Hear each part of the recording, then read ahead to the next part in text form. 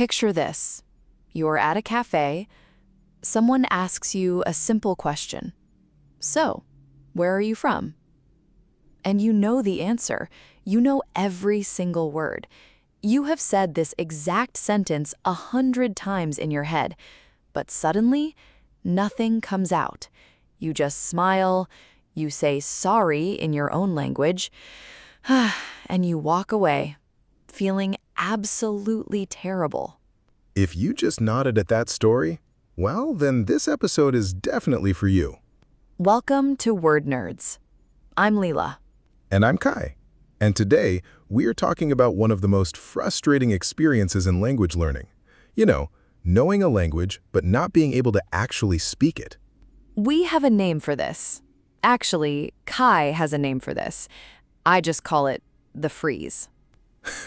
Yeah, and linguists call it output anxiety. But we will get into all of that in a bit. First, Lila, tell them your story. Oh no. Okay, fine. So, I had been studying English for years. I watched shows, I read articles, I even kept a vocabulary notebook. Like, I was really good at tests. And then I moved to a new country, and someone asked me a question at the supermarket checkout. I think it was something like, "Do you have a loyalty card?" And I panicked. My mind went completely blank. I just handed them my phone and hoped for the best. And that is the exact gap we are exploring today. Why does that happen? And, more importantly, what can you actually do about it? Let's explore. Okay, so here is something that I think surprises a lot of learners. Your brain actually has two separate vocabulary stores. One is for reading and listening. We call this passive vocabulary. These are the words you can recognize and understand when you hear them or read them. You build this through input, like listening to podcasts or reading. Wait, so they are literally different? Like, knowing a word when you hear it and being able to say that word are two completely different skills? Exactly. Think of it like this. Passive vocabulary is like reading a menu at a restaurant. You recognize everything on the page, right? Active vocabulary, well, that is when you are the chef. You have to produce the dish from memory, under pressure, with someone waiting. Those are the words you can produce yourself when speaking or writing. And it's built purely through output, like speaking, writing, and deliberate practice. And most English learners, well, they study for input, right? You listen to podcasts, you watch series, you read, but you never actually practice the output part. That is exactly the pattern we see. You can have a passive vocabulary of 10,000 words and still struggle to produce a single sentence under pressure. Because those two stores are not automatically connected. You have to build the bridge yourself. The bridge. I like that. So what builds the bridge? Output. Practice producing language, not just consuming it. And there is a very specific kind of practice that is massively underused by learners at home. We will talk about it in just a second, but first, let me explain why your brain actually fights you when you try to speak. See, when you speak, your brain has to do several things all at the same time. It searches for vocabulary, it checks grammar, it monitors pronunciation, it processes what the other person is saying, and it manages your anxiety. That is a lot of cognitive load for a brain that is not used to doing all of this in a second language. And then you add the fear of embarrassment right on top of that. Right. Linguists call this output anxiety, the specific fear of producing language as opposed to just receiving it. And when anxiety is high, cognitive performance goes way down. It is literally harder to access your vocabulary when you are scared. So, you are not bad at English. You are not stupid. Your brain is just overwhelmed.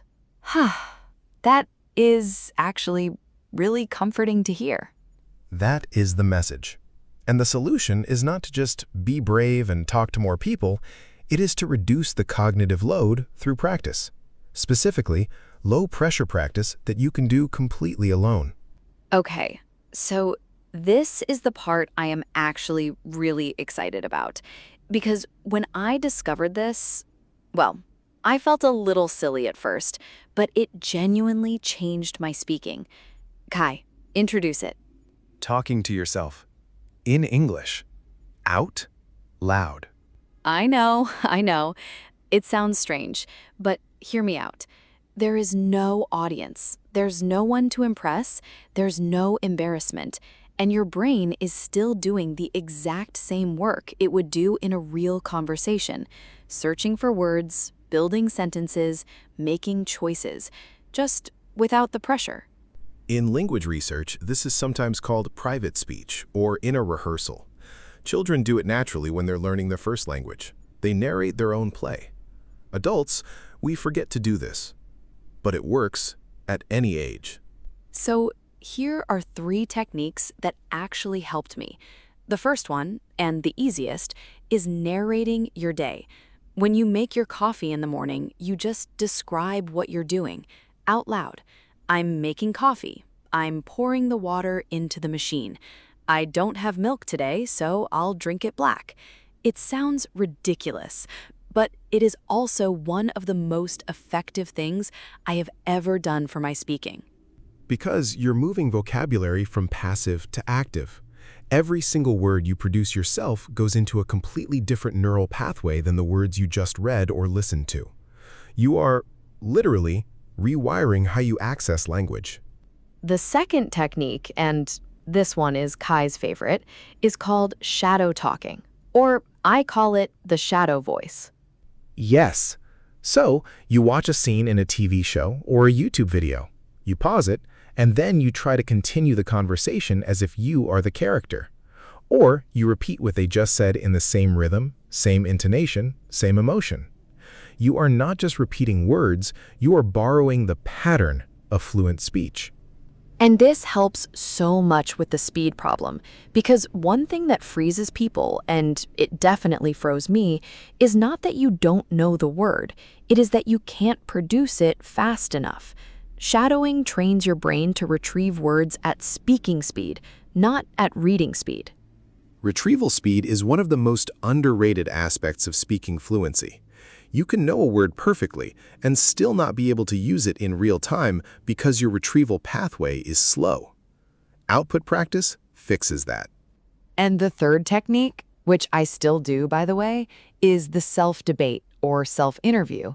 You ask yourself a question and you answer it out loud in English. Questions like, what did I do this week? What is something I changed my mind about recently? If I could live anywhere in the world, where would it be and why? These are questions someone might genuinely ask you, and by practicing them alone, you build real answers, not just textbook sentences. And if you get stuck on a word, don't stop to look it up immediately. Try to work around it. Describe it. Use a simpler word. That is exactly what a fluent speaker does when they can't find a word. Fluency is not knowing every word, it is knowing how to keep going. That is definitely going on a poster. Fluency is knowing how to keep going. Okay, word nerds, this is our absolute favorite part of the show, the vocabulary deep dive. And today, Kai has chosen 2 words that are very related to everything we have been talking about. Yes. The 2 words are fluent and easy. And I chose them because, well, learners often use them as if they mean the exact same thing. I want to speak fluently. I want to speak easily. But they're actually describing very different goals. Oh, interesting. What's the difference? So, fluent comes from the Latin word fluere, pronounced fluere, which means to flow. A fluent speaker is simply someone whose speech flows. It doesn't start and stop, it moves forward.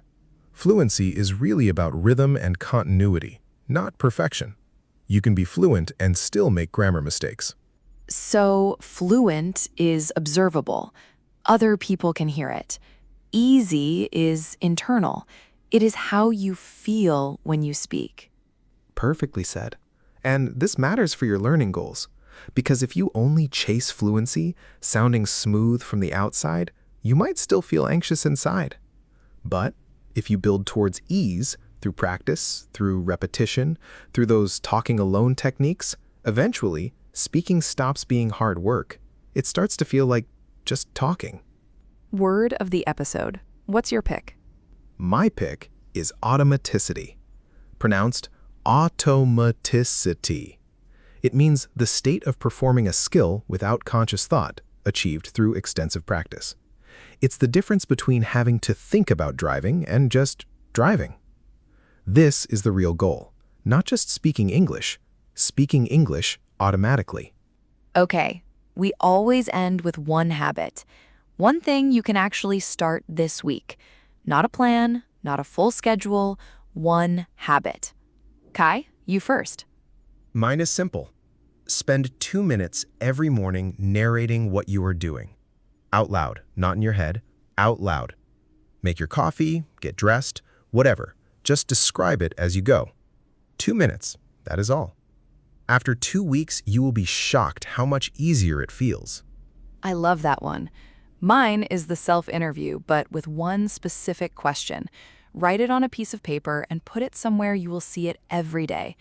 My question for you this week is, what is one thing I want to change about my life, and why? Try to answer it out loud in English for at least 1 minute. Don't worry about perfect grammar. Just keep talking. And here is your challenge for this week, and we would love to see it. Record yourself answering Lila's question. Just 1 minute on your phone. You don't have to share it with anyone, but if you want to, drop it in the comments. We read everything. We really do. And honestly, hearing your voices is our favorite part of running this show, so don't be shy. If you enjoyed this episode, share it with one person who is learning English. That's the best thing you can do for us, and for them. See you next week. I'm Lila. And I'm Kai. Keep talking, even if only you can hear it. Bye. Bye.